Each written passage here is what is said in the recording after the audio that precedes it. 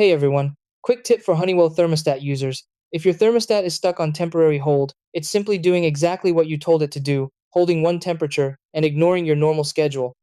A temporary hold is designed to last only until the next scheduled change, while a permanent hold keeps that temperature running non-stop.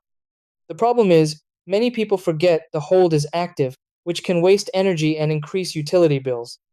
To turn off temporary hold, start by identifying your thermostat model.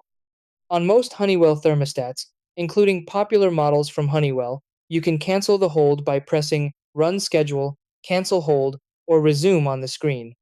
On touchscreen models, tap Menu, then select Cancel Hold or Schedule. Once the hold is removed, the thermostat will immediately return to your programmed heating or cooling schedule. If you're using newer Wi-Fi models like the T5 or T6 Pro, the Residio app may manage this automatically, especially if geofencing is enabled. Always confirm the word hold disappears from the display. That's how you know your schedule is back in control.